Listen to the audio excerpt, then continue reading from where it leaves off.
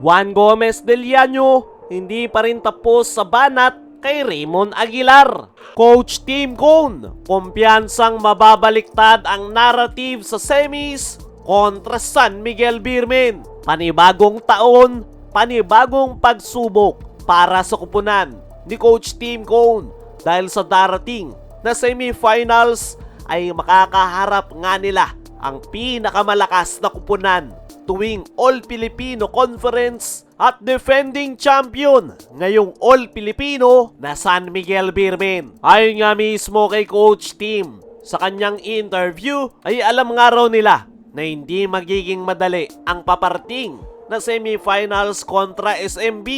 Kilala nga daw nila ang San Miguel pero kilala nga din daw sila ng mga ito. At noong huli raw makalaban ng Barangay Ginebra ang San Miguel Beermen ay umabot nga daw sila sa Game 7. At umaasa nga si Coach Tim na this time ay mababaliktad nila ang script at yan nga raw yung susubukan nilang gawan ng paraan sa kanilang team practice. At alam nga rin ni Coach Tim Cone na hindi yan magiging madali. Dahil after ng 0-2 record ng San Miguel ay sunod-sunod na yung kanilang panalo with 10-game winning streak. Kaya alam ni Coach Tim na mainit ngayon ang San Miguel Beermen.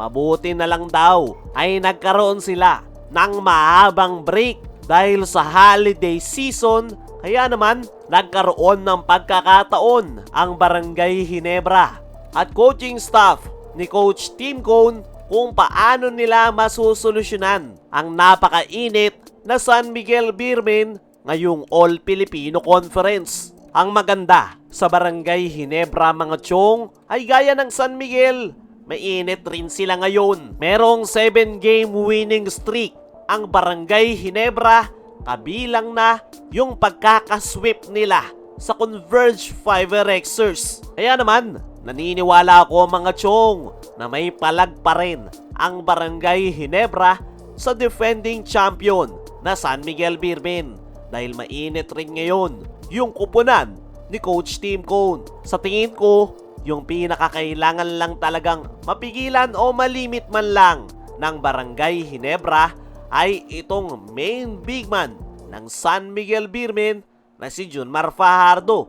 Once na malimit ng Ginebra si Junmar sa loob ng painted area ay mas magkakaroon ng mas malaking chance ang Barangay Ginebra na makuha ang panalo.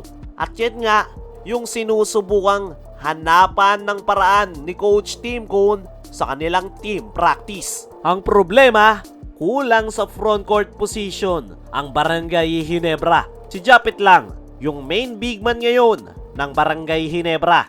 Kaya naman palaisipan kung paano malilimit ng Barangay Ginebra si Junmar Fajardo. Dumako naman tayo dito sa kabilang balita. Juan Gomez de Llano, hindi pa rin tapos sa banat kay Raymond Aguilar. Naging mainit nga itong si Juan Gomez de Llano matapos yung kanyang early celebration at nag-backfire nga yan sa kanya. At ang pinakagumaya nga sa kanya ay itong si Raymond Aguilar na ginaya yung kanyang thumbs down gesture sa dugout ng Ginebra. Kumalat yung video na yan at umabot na kay Juan. Ang unang naging comment ni Juan Gomez de Llano ay never niya raw narinig yung pangalan ni Raymond Aguilar. At noong lapagan si Juan Gomez de Llano ng listahan ng championship ni Raymond Aguilar ay yung naging sagot ni Juan Gomez de Llano ay yung average performance nito.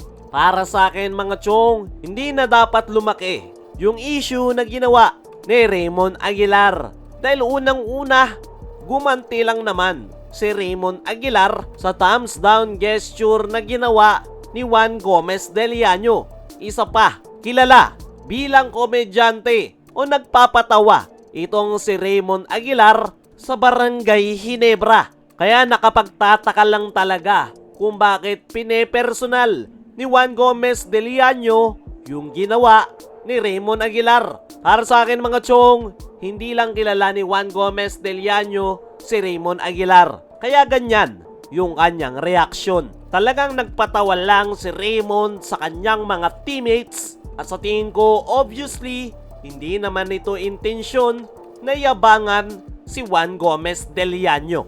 Sa ngayon, ang pinaka-importante ay nasa semis itong si Raymond Aguilar kasama ng Barangay Ginebra. Kaya mga chong, ano ang masasabi nyo na pinepersonal ni Juan Gomez del Llano si Raymond Aguilar? Ano rin yung masasabi nyo na kumpiyansa si Coach Team na mababaliktad ang script sa paparating na semis kontra San Miguel? Comment mo lang dyan sa ibaba.